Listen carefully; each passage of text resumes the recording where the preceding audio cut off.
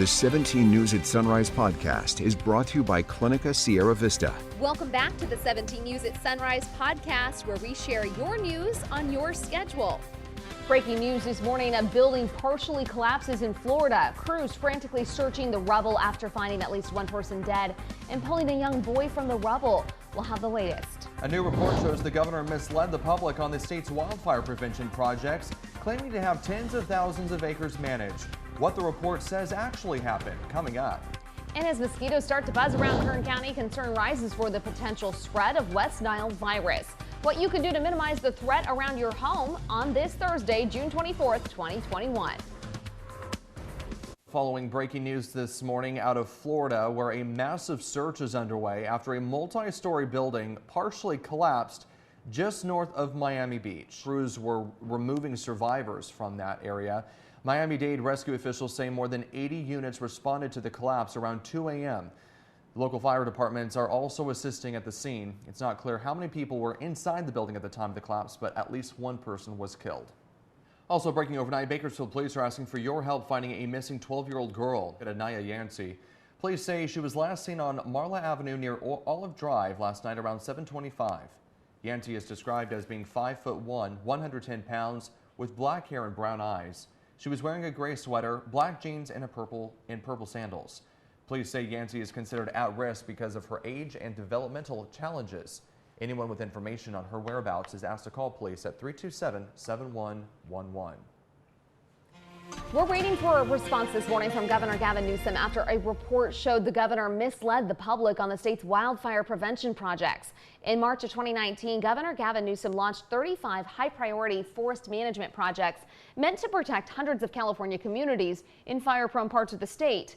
In the numerous press conferences that followed, Newsom claimed those projects were finished with 90,000 acres managed. But a CAP radio investigation released yesterday showed the governor misled the public on that figure, with only 13% of those 90,000 acres actually managed. In the report, CAL FIRE Chief Tom Porter took blame, saying CAL FIRE had neither done our job educating the public nor the governor's office about its wildfire prevention efforts. Former San Diego mayor and Republican candidate Kevin Faulconer weighed in on the issue on a stop by the state capitol. You have to be upfront. You have to be open and honest with the public. And I think on an issue that is particularly so important to all of us in terms of wildfire prevention. CAL FIRE released a statement last night saying wildfire projects benefit a total area of 90,000 acres, even though not every single acre within that was actually treated by boots on the ground.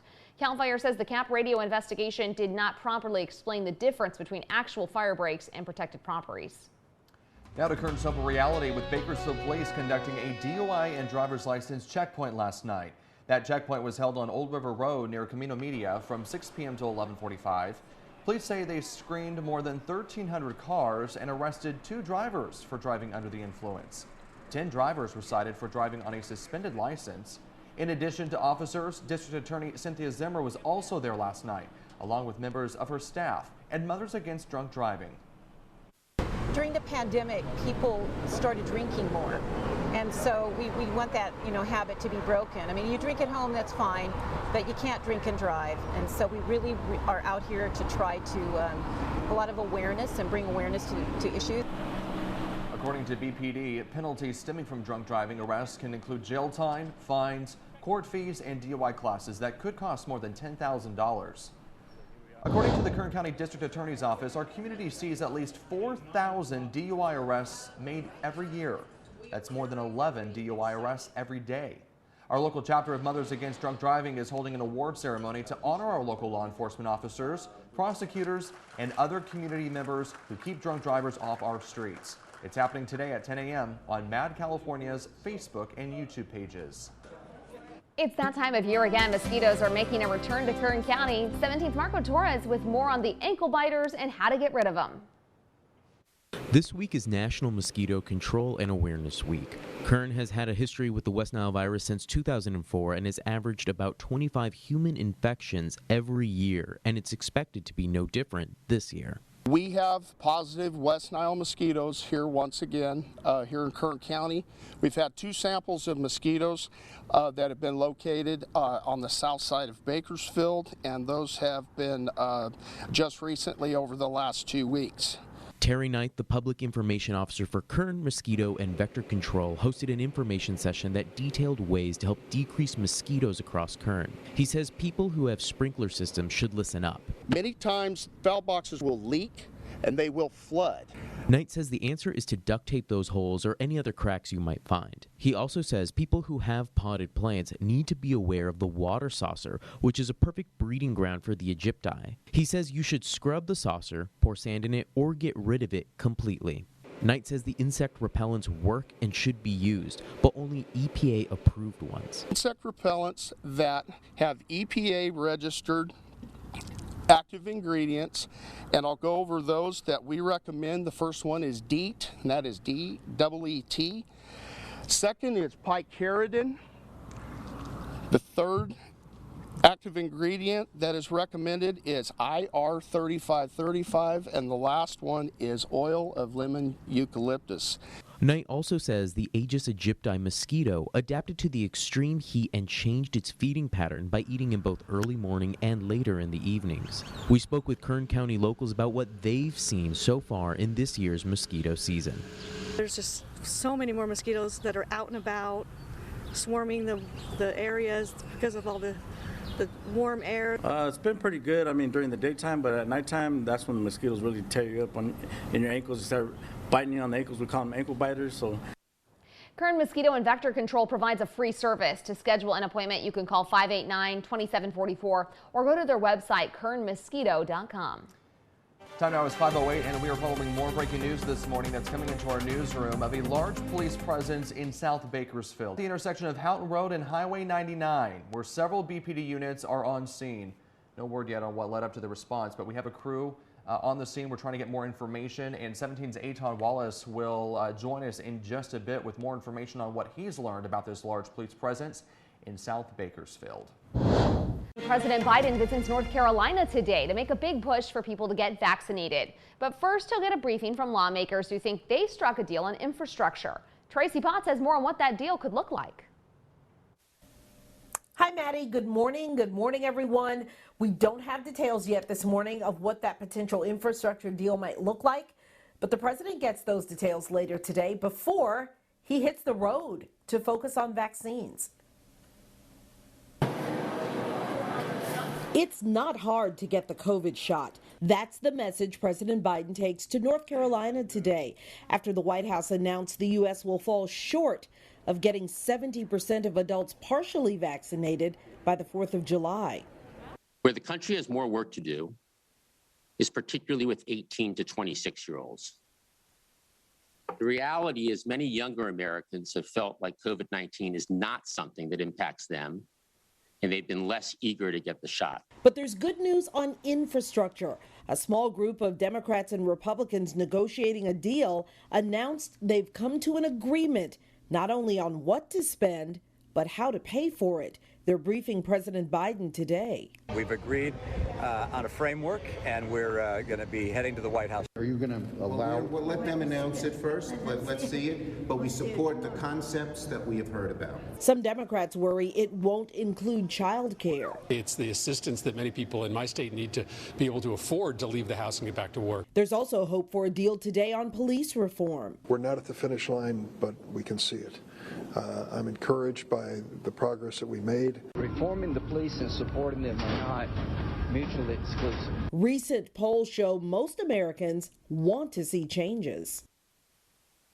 The disagreement's been over what to change.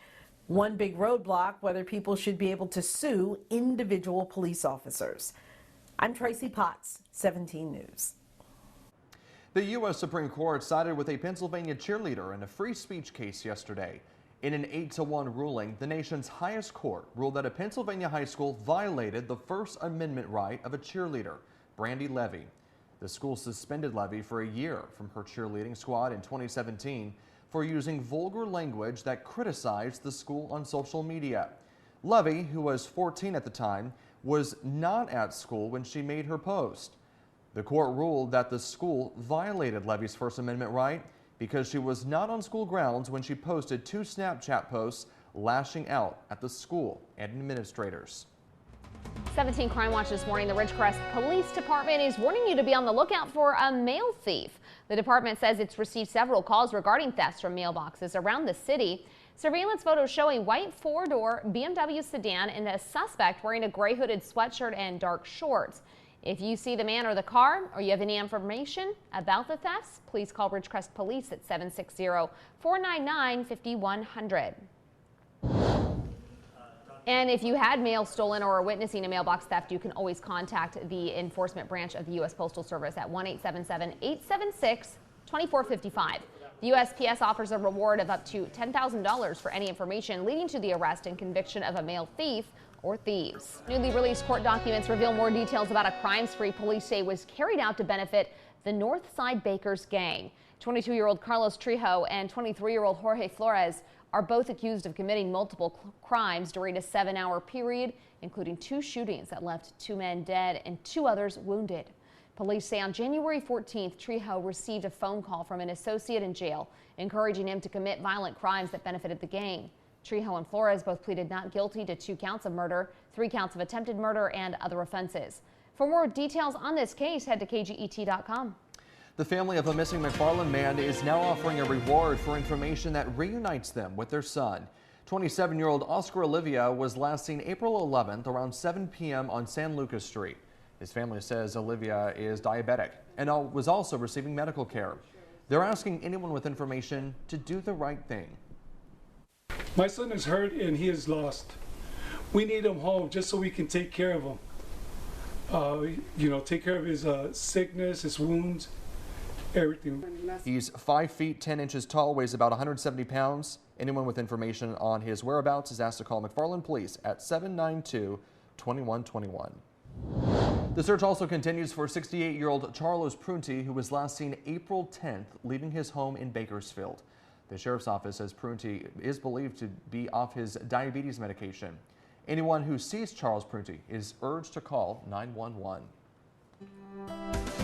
If you're traveling through downtown Bakersfield, you may notice I Street is finally back open. The city's reopened the street to traffic after it closed down back in September to allow restaurants to offer outdoor dining during the pandemic. The closure stretched along I Street between 18th and 20th. The city says since indoor dining's back open, the tents and other temporary structures have been removed, along with the barricades installed by the city. And looking ahead, teens who are about to get behind the wheel for the first time and their parents are invited to attend a free class about driving. It's the California Highway Patrol's Start Smart program. The 2-hour class discusses issues like safe driving habits, consequences of a poor choice behind the wheel, and tips on avoiding a crash. Classes are next Tuesday and Tuesday, July 6th at 6 p.m. To sign up, call Bakersfield CHP office 396-6600.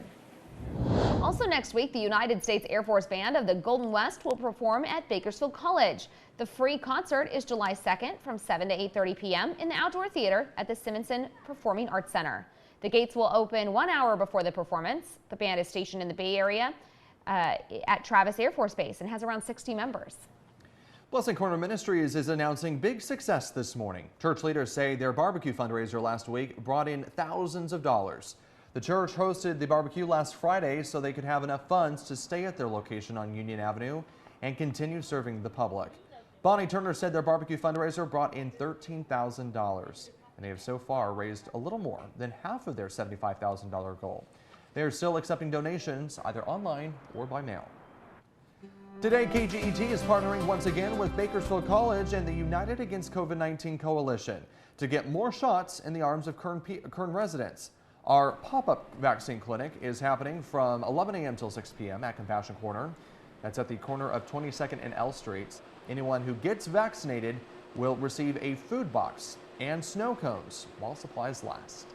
And now, following that breaking news we just told you about, a large police presence in South Bakersfield. 17th Aton Wallace is joining us now from Houghton Road and Highway 99. We know part of the freeway is shut down this morning due to this presence. Aton, what can you tell us? And Maddie, good morning. Yes, the off-ramp here at Houghton Road is shut down, including all of the southbound Highway 99. We can confirm at least one person is dead here on Highway 99, southbound Highway 99.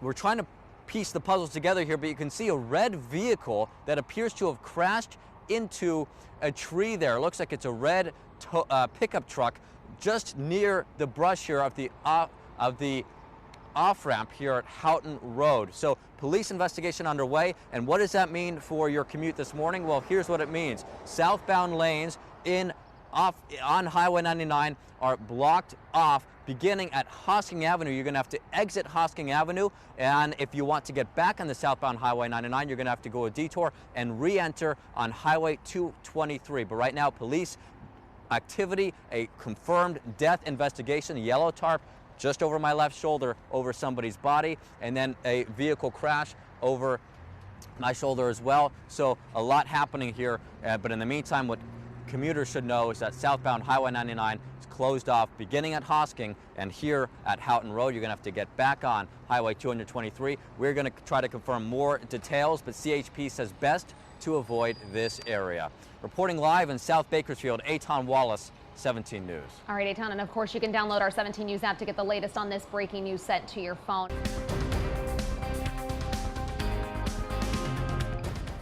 The 17 News at Sunrise podcast is a production of KGET and Nexstar Media Group. For more on all of the headlines in today's show, head to kget.com.